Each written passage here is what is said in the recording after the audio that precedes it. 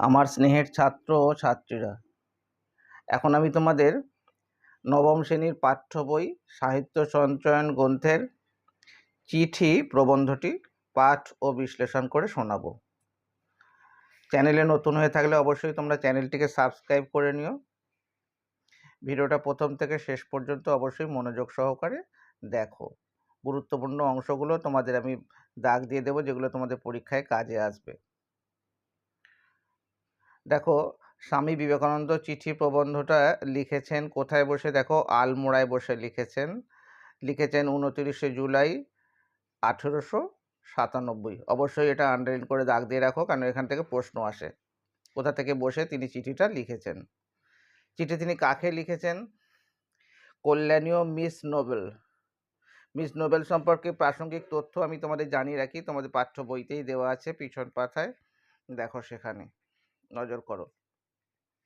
বলা হচ্ছে, দেখো যে মিস নোবেল, যার সম্পূর্ণ নাম মার্গারেট নোবেল, সম্পূর্ণ নাম মিস মার্গারেট নোবেল। স্বামীজির শিষ্যাদের মধ্যে তিনি ছিলেন অন্যতমা এবং অগ্রগণ্যা। স্বামী বিবেকানন্দের অনুপ্রেরণায় তিনি এদেশে আসেন এবং ভারতের সেবায় নিজের জীবন উৎসর্গ করেন। এমনকি ভারতের স্ত্রী শিক্ষা বিস্তারের কাজে এবং স্বাধীনতার আন্দোলনেও তিনি অগ্রণী ভূমিকা নিয়েছিলেন। ভারতীয় আদর্শে স্ত্রী শিক্ষার প্রচলনের জন্য কলকাতার বাগবাজারে একটি বালিকা বিদ্যালয় স্থাপন করেন, যা আজকে নিবেদিতা বালিকা বিদ্যালয় নামে খ্যাত। তাঁর লেখা বইগুলির মধ্যে উল্লেখযোগ্য the master as I saw him, web of Indian life প্রভৃতি। তিনি 1911 খ্রিস্টাব্দে দার্জিলিংয়ে দেহত্যাগ করেন। এই হলো মিস নোবেল সম্পর্কে প্রাসঙ্গিক তথ্য। এবার পাঠ্যাংশে আসি। ওখানে দেখো, ওখানে আবার প্রথমেই দেওয়া আছে স্টাডি। এই যে স্টাডির একখানি চিঠি, দেখো স্টাডির একখানি চিঠি কাল পেয়েছি। তোমাদের মনে প্রশ্ন আসতে পারে, স্টাডি আবার কে, কোথা থেকে এলো সেই স্টাডি? দেখো, স্টাডি সম্পর্কেও প্রাসঙ্গিক তথ্য পাঠ্যাংশে দেওয়া আছে, সেটা একটু জেনে নাও। দেখো, স্টাডি সম্পর্কে বলা হচ্ছে যে স্টাডি হচ্ছেন কে না, মিস্টার টি স্টাডি। তিনি ছিলেন স্বামী বিবেকানন্দের একজন ইংরেজ ভক্ত। আর প্রথম জীবনে যখন ভারতে ছিলেন তখন আলমোড়ায় তপস্যাও করতেন এই স্টাডি। ইংল্যান্ডে বেদান্ত প্রচারের কাজে তিনি স্বামীজিকে সাহায্য করতেন। আবার আমরা পাঠ্য অংশে যাই।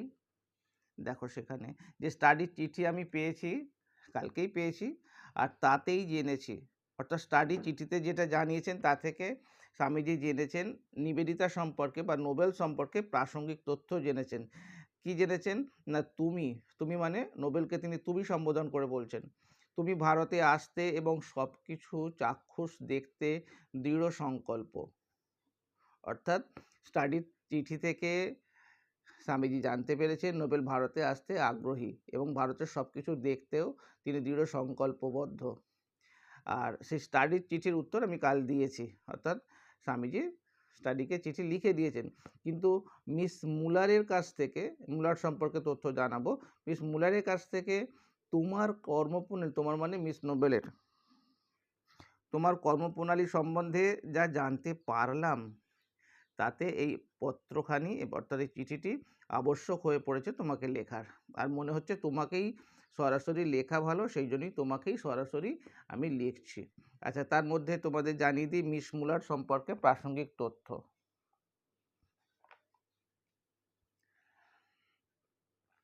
দেখো, মিস মুলার সম্পর্কে প্রাসঙ্গিক তথ্য দেখো, মিস মুলারের পুরো নাম হচ্ছে, দেখো, মিস হেনরিয়েটা মুলার।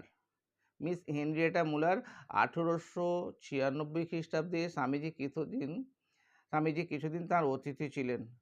আর আমাদের যেই হাওড়ার বেলুড় মঠ স্থাপনের কাজে তিনি অর্থ সাহায্য করেছিলেন। এই হচ্ছেন মিস মুলার। তার সম্পর্কে আরও অনেক তথ্য জানবো পাঠ্যাংশের মধ্যে। আচ্ছা, দেখো, তোমাকে খোলাখুলি বলছি, অর্থাৎ যা কিছু বলার অন্য কাউকে না বলে আমি তোমাকেই বলছি, অর্থাৎ স্বামীজি বলছেন নোবেলকে, তার অন্যতম শিষ্যা নোবেলকে। এখন আমার দৃঢ় বিশ্বাস হয়েছে যে আমার মানে স্বামীজির, যে ভারতের কাজে তোমার একটা বিরাট ভবিষ্যৎ রয়েছে। অর্থাৎ তুমি ভারতে আসবে, ভারতের হয়ে কাজ করবে, নারী জাতির উন্নতি করবে, তো সেক্ষেত্রে তোমার একটা ভালো ভবিষ্যৎ আছে। ভারতের জন্য, বিশেষত ভারতের নারী সমাজের জন্য পুরুষের চেয়ে একজন নারীর, বলা যেতে পারে একজন প্রকৃত সিংহীর প্রয়োজন, একজন প্রকৃত সিংহীর প্রয়োজন। আর তোমার শিক্ষা, তোমার ঐকান্তিকতা, পবিত্রতা, অসীম ভালোবাসা, দৃঢ়তা, সর্বোপরি তোমার ধমনীতে প্রবাহিত কেল্টিক রক্তের জন্য তুমি ঠিক সেই রূপ নারী যাকে আজ প্রয়োজন, ভারতের পক্ষে প্রয়োজন। অর্থাৎ তুমি একজন উপযুক্ত নারী।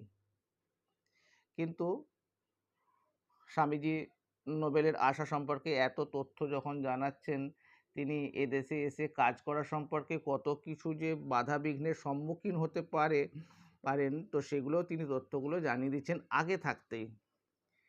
তিনি বলছেন ভারতে এসে কাজ করবে, সেক্ষেত্রে কিন্তু অনেক বিঘ্নও আছে, অনেক বাধা বিপত্তি আসতে পারে, কিন্তু সেটা তিনি স্বামীজি আগে থাকতেই তাকে সচেতন করে দিচ্ছেন। অনেক বাধা আছে, এদেশের দুঃখ, কুসংস্কার, দাসত্ব প্রভৃতি কী ধরনের তা তুমি ধারণাও করতে পারবে না। আর এদেশে এলে তুমি নিজেকে অর্ধ উলঙ্গ অসংখ্য নরনারীতে পরিবেষ্টিত থাকতে দেখবে। অর্থাৎ তুমি এদেশে দেখবে যে অর্ধেক মানুষ খেতে পড়তে পায় না পর্যন্ত। তোমার আশেপাশে অনেক মানুষকে দেখতে পাবে, তারা খেতে পড়তে পায় না। তাদের জাতি এবং স্পর্শ সম্পর্কে বিকট ধারণা। শুধু তাই নয়, ভয়েই হোক বা ঘৃণাতেই হোক, তারা শ্বেতাঙ্গদের এড়িয়ে চলে। শ্বেতাঙ্গ মানে সাদা চামড়ার মানুষ, বিদেশিদের তারা এড়িয়ে চলে। বিদেশিরা তাদেরকে যেমন এড়িয়ে চলে, সাধারণ মানুষদের তারাও এড়িয়ে চলে, স্বাভাবিক। এবং তারাও এদেরকে খুব ঘৃণা করে। পক্ষান্তরে শ্বেতাঙ্গরা, অর্থাৎ এখানে ব্রিটিশদের কথা বলা হচ্ছে, সাদা চামড়ার লোক, শ্বেতাঙ্গরা তোমাকে কিন্তু খামখেয়ালি মনে করবে। তোমার প্রত্যেকটা গতিবিধি সন্দেহের চোখে দেখবে। তুমি কোথায় যাচ্ছ, কি করছো, সব কিছু তাদের নখদর্পণে থাকবে। এটা যেমন বাধা, অর্থাৎ তোমাকে সচেতন হয়ে কাজ করতে হবে। তুমি কোথায় যাচ্ছ, কি করছো, খুব সাবধানতার সঙ্গে সাবধানতা অবলম্বন করে কাজ করতে হবে। আরও অনেক বাধা আছে। অন্যতম বাধা যেমন এখানকার জলবায়ু অত্যন্ত গ্রীষ্মপ্রধান। বিশেষ করে এদেশের প্রায় সব জায়গায় শীত হচ্ছে তোমাদের মানে বিদেশের তোমাদের গ্রীষ্মের মতো। তোমাদের ওখানে গ্রীষ্মকালে যেমন ঠান্ডা থাকে, আমাদের এখানে শীতকালে তেমনটা ঠান্ডা। আর বাকি সময় বলছি দক্ষিণাঞ্চলে তো একেবারে বলা হচ্ছে সর্বদাই আগুনের হলকা বইছে। অর্থাৎ ভারতের দক্ষিণাঞ্চল অনেকটাই গরম।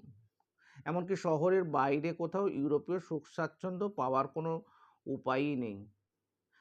অর্থাৎ গ্রামাঞ্চলে গেলে শহরের সুখ স্বাচ্ছন্দ্য পাবে না। তো এসব সত্ত্বেও তুমি যদি কর্মে প্রবৃত্ত হতে সাহস করো, তবে অবশ্য তোমাকে শতবার স্বাগত জানাচ্ছি। বাধা বিপত্তির কথা জানালাম, অসুবিধের কথা জানালাম, তারপরেও তুমি যদি ভারতের হয়ে কাজ করতে চাও, অবশ্যই তোমাকে স্বাগত জানাচ্ছি। সর্বত্র যেমন এখানেও তেমনই। আমি কিন্তু কেউ নেই, তবে হ্যাঁ, আমার যেটুকু প্রভাব আছে সেটুকু দিয়ে অবশ্যই আমি তোমাকে সাহায্য করবই। অর্থাৎ তুমি ভারতের হয়ে কাজ করো বা না করো, আমাকে তোমার আমরণ পাশে পাবে। হ্যাঁ, তবে কর্মে ঝাঁপ দেওয়ার পূর্বে বিশেষভাবে চিন্তা করো, কাজ করবে কি করবে না। এবং কাজের পরে যদি বিফল হও, অর্থাৎ ব্যর্থ হও, কিংবা কখনো যদি কাজে তোমার বিরক্তি আসে, তবে এটুকু জেনে রেখো যে আমার দিক থেকে নিশ্চয়ই জেনো যে আমাকে আমরণ তোমার পাশেই পাবে। সব সময় আমি তোমার পাশে থাকবো। আর তা তুমি ভারতবর্ষের জন্য কাজ করো আর নাই বা করো, বেদান্ত ধর্ম ত্যাগ করো আর ধরেই থাকো, আমরণ আমাকে তোমার পাশে পাবে সাহায্যের জন্য। একটা গুরুত্বপূর্ণ কথা বলছেন যে মরদ কি বাত হাতি কা দাঁত। অর্থাৎ পুরুষ মানুষের কথা হাতির দাঁতের মতো, একবার মুখ থেকে বেরোলে তা আর ভিতরে যায় না। ঠিক তেমনি বলা হচ্ছে খাঁটি লোকের কথারও তেমনই নড়চড় হয় না। অর্থাৎ আমি যে কথা দিচ্ছি, কথা অবশ্যই রাখবো, আমরণ সেই রাখার চেষ্টা করব। আর এটাই আমার প্রতিজ্ঞা। এই লাইনটাও দাগ দিয়ে রাখো, এ থেকে বড় প্রশ্ন আসতে পারে। এটাই আমার প্রকৃতি। তিনি কি প্রতিজ্ঞা নিয়েছেন। আবার তোমাকে একটু সাবধান করাও দরকার। সেজন্যই তোমাকে চিঠি লিখছে। আর শুধু জানবে যে তোমাকে নিজের পায়ে দাঁড়াতে হবে। এটা ভুলে গেলে চলবে না। তুমি আসছো, আবেগের সঙ্গে কাজ করছো সেটা না। তোমাকে নিজের পায়ে দাঁড়াতে হবে। তবে ওই মিশমূলার বা অন্য কারো পক্ষপুটে আশ্রয় নিলে চলবে না। তুমি নিজে স্বাধীনভাবে কাজ করবে। কারো অধীনে কাজ নয়। তাঁর নিজের ভাবে মিশমূলার সম্পর্কে বলা হচ্ছে, তাঁর নিজের ভাবে মিশমূলার চমৎকার মহিলা। আর কিন্তু দুর্ভাগ্যক্রমে এই ধারণা ছেলেবেলা থেকেই তার মাথায় ঢুকেছে যে তিনি নাকি আজন্ম নেত্রী মিশমূলার। নিজেকে খুব অহংকারী ভাবেন। এমনকি তিনি আরও ভাবেন যে দুনিয়াকে ওলটপালট করে দিতে টাকা ছাড়া আর কিছুরই প্রয়োজন নেই। তিনি ভাবেন টাকাই সব। টাকা থাকলে সব কিছু পাওয়া যায়। তবে এই মনোভাব তার অজ্ঞাতসারেই বারবার মাথা তুলছে এবং দিন কয়েকের মধ্যেই তুমি বুঝতে পারবে যে তাঁর সঙ্গে এই লাইনটা তুলে প্রশ্ন আছে। তাঁর সঙ্গে বনিয়ে চলা অসম্ভব। কার সম্পর্কে বলা হচ্ছে? মিশমূলার সম্পর্কে। তাঁর সম্পর্কে অর্থাৎ তিনি হুটহাট সিদ্ধান্ত নেন। তবে তার সহৃদয়তাও আছে, সেগুলো সব জানা যাবে দেখো। তবে তাঁর মানে হচ্ছে মিশমূলার। তাঁর বর্তমান সংকল্প এই যে তিনি কলকাতায় একটা বাড়ি ভাড়া নেবেন আর তোমার ও নিজের জন্য এবং ইউরোপ ও আমেরিকা থেকে যে সমস্ত বন্ধুদের আসার সম্ভাবনা আছে তাদের জন্য। এটা কিন্তু সবাই পারে না। এটা অবশ্য তাঁর একটা ভালো দিক, তাঁর চরিত্রের মিশমূলারে। তাঁর সহৃদয়তা ও অমায়িকতার পরিচায়ক। এমন উদার মনের হয় না। কিন্তু তাঁর ওই মঠাধ্যক্ষা সুলভ সংকল্পটি দুটি কারণে সফল হবে না। কেননা তাঁর রুক্ষ মেজাজ এবং অদ্ভুত অস্থির চিত্ত, এইটা হচ্ছে তাঁর চরিত্রের খারাপ দিক। রুক্ষ মেজাজ এবং অদ্ভুত অস্থির চিত্ততা। এমনকি কারো সঙ্গে এই লাইনটা তুলে প্রশ্ন আসবে, কারো সঙ্গে দূর থেকে বন্ধুত্ব করাই ভালো। তেমন মানুষ হলেন ওই মিশমূলার। এটা তিনি ভালোভাবে বুঝিয়ে দিচ্ছেন চিঠিতে আগে থাকতেই। আর যে নিজের পায়ে দাঁড়াতে পারে তার সবই সুষ্ঠুভাবে সম্পন্ন হয়। অর্থাৎ তিনি বারবার বলছেন তোমাকে নিজের পায়ে দাঁড়াতে হবে, কারো পক্ষপুটে আশ্রয় করলে চলবে না। আর আরও বলা হচ্ছে মিসেস সেভিয়ার নারী কুলের রত্ন বিশেষ। এত ভালো, এত স্নেহময়ী তিনি। এই মিসেস সেভিয়ার সম্পর্কে তথ্য একটু জানিয়ে রাখি, তোমাদের বইতেই আছে পিছনে, দেখো পাতা উল্টে নাও। হ্যাঁ, মিসেস সেভিয়ার দেখো যে ক্যাপ্টেন জে.এইচ সেভিয়ার, এই যে মিসেস সেভিয়ার, হ্যাঁ, ক্যাপ্টেন জে.এইচ সেভিয়ারের স্ত্রী আর স্বামী বিবেকানন্দের বিখ্যাত ইংরেজ শিষ্যা। আর বেদান্ত প্রচারের কাজে তিনি নিজের জীবন উৎসর্গ করেছিলেন।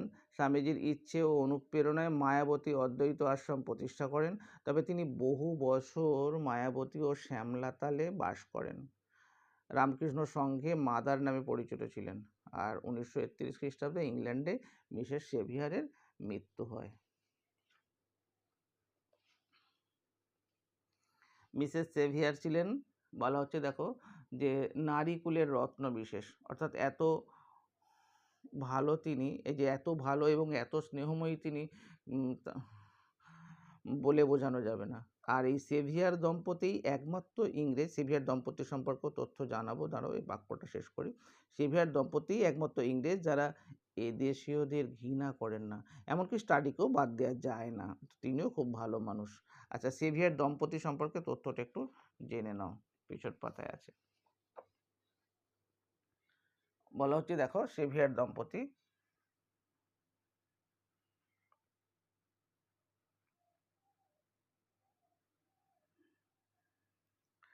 যে ক্যাপ্টেন জে.এইচ সেভিয়ার ও তাঁর স্ত্রী মিসেস সেভিয়ারের কথা এখানে বলা হয়েছে। আর মিসেস সেভিয়ারের প্রসঙ্গে আগে আমরা জেনেছি কিছুটা। স্বামীজির ইচ্ছায় বেদান্ত প্রচারের উদ্দেশ্যে সেভিয়ার দম্পতি মায়াবতী অদ্বৈত আশ্রম প্রতিষ্ঠা করেন এবং 1900 খ্রিস্টাব্দে মায়াবতীতে ক্যাপ্টেন সেভিয়ারের মৃত্যু হয়। এবার আসল পাঠ্যাংশে চলে এসো। যে এই সেভিয়াররাই আমাদের ওপর কখনো মুরুব্বিয়ানা করতে আসেনি, অর্থাৎ ভারতীয়দের ওপর কখনো কোনো বিষয়ে জোর খাটাননি। তিনি ভারতীয়দের পাশে সব সময় ছিলেন। কিন্তু তাদের এখনো কোনো নির্দিষ্ট কার্যপ্রণালী নেই। তবে তুমি এলে, তুমি মানে নোবেলকে বলছেন, তুমি এলে তোমার সহকর্মী রূপে তাদেরকে পেতে পারো, অর্থাৎ তোমার কাজে সাহায্যকারী হিসেবে তাদেরকে পেতে পারো। এমনকি তাতে তোমার এবং তাদের উভয়েরই সুবিধা হবে। কিন্তু আসল কথা কি না, আসল কথা এই যে নিজের পায়ে দাঁড়াতেই হবে, এটা কিন্তু মাথায় রেখো। আরও একটা কথা, আমেরিকার সংবাদে জানলাম যে আমার দুজন বন্ধু, যেমন মিস ম্যাকলাউড এবং বস্টনের মিসেস বুল, এই দুটো সম্পর্কে তথ্য আমরা জানবো। তো এই শরৎকালেই ভারত পরিভ্রমণে আসছেন। মিস ম্যাকলাউডকে তুমি লন্ডনে দেখেছো, মিস ম্যাকলাউডকে তুমি লন্ডনে দেখেছো, সেই পারি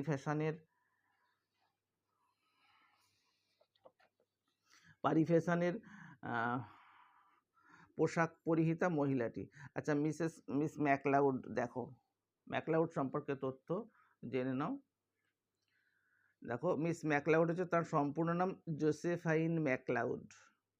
স্বামী বিবেকানন্দের পাশ্চাত্য দেশীয় প্রধান অনুরাগী ছিলেন, পাশ্চাত্য দেশীয় প্রধান অনুরাগী ছিলেন, বা অনুরাগী ভক্তদের মধ্যে তিনি অন্যতম ছিলেন। তিনি সব সময় স্বামীজিকে তার কাজে সাহায্য করতেন। এমনকি তাঁর জীবন স্বামীজির চিন্তাভাবনা ও কাজের দ্বারা বিশেষভাবে অনুপ্রাণিত হয়েছিল। স্বামীজি তাকে জো বলে ডাকতেন আদর করে। তিনি বহুবার বেলুড় মঠে এসেওছেন। আর 1949 খ্রিস্টাব্দে আমেরিকায় হলিউড শহরে তার মৃত্যু হয়। আচ্ছা, আর একটা বিষয় আছে, সেটাও জেনে রাখো। ওই যে মিসেস বুল, যার নাম হচ্ছে সারা বুল, নরওয়েবাসী বেহালা বাদক অলি বুলের স্ত্রী। তিনি স্বামীজির শিষ্যা ছিলেন। আর অনেক চিঠিতে স্বামীজি তাকে মা বা ধীরা মাতা বলে সম্বোধন করতেন। এখান থেকেও কিন্তু তোমাদের প্রশ্ন আছে, এই ছোট প্রশ্ন, 1 নম্বর কোশ্চেন, ভালো করে পড়বে এই অংশগুলো। তিনি বেলুড় মঠ স্থাপনের কাজে স্বামীজিকে অনেক অর্থ সাহায্যও করেছিলেন। আর এছাড়া অন্যান্যভাবেও তিনি এদেশে ও পাশ্চাত্যে স্বামীজিকে সাহায্য করেছিলেন। আচ্ছা, যেটা বলা হচ্ছে, মিসেস বুলের বয়স হচ্ছে 50 বছর। দাগ দিয়ে রাখো, ছোট প্রশ্নের জন্য, 1 নম্বর প্রশ্নের জন্য লাগবে। তিনি আমেরিকায় আমাদের বিশেষ উপকারী বন্ধুও ছিলেন। আর তাঁরা ইউরোপ হয়ে এদেশে আসছেন। সুতরাং আমার পরামর্শ, অর্থাৎ স্বামীজির পরামর্শ এই যে, তাঁদের সঙ্গে এলে তোমার কিন্তু পথের একঘেয়েমিটাও দূর হবে। তখনকার দিনে সব জাহাজে করে আসা হতো, 1 মাস 2 মাস অনেক দিন কেটে যেত। একসঙ্গে আসলে পথের একঘেয়েমিটা দূর হবে। আর মিস্টার স্টাডির কাছ থেকে শেষ পর্যন্ত একটা চিঠি পেয়েছি, পেয়ে খুব সুখীও হয়েছি। কিন্তু চিঠিটা, এই যে চিঠিটা বড় শুষ্ক ও প্রাণহীন, এটাও প্রশ্ন আসে, চিঠিটা বড় শুষ্ক ও প্রাণহীন। লন্ডনে কাজ পণ্ড হয়ে যাওয়ায় তিনি কিছুটা হতাশ হয়েছেন বলে মনে হয়। অনন্ত ভালোবাসা জানবে, এটা হচ্ছে জানাচ্ছেন কাকে, নোবেলকে। অনন্ত ভালোবাসা জানবে, ইতি সদা ভগবত পদাশ্রিত বিবেকানন্দ। এটাও দাগ দিতে হবে, সদা ভগবত পদাশ্রিত হিসেবে নিজের পরিচয়টা রেখেছেন। ভিডিওটা শেষ পর্যন্ত দেখার জন্য অবশ্যই তোমাদের ধন্যবাদ জানাই। কেমন লাগলো কমেন্ট করে জানিও। যদি ভালো লাগে তো বন্ধুদের মাঝে শেয়ার করে দিও। আরও একটা কথা, উন্নত মানের নোটস ও সাজেশানের জন্য কমেন্ট বক্সে কমেন্ট লিখে যাও। নমস্কার।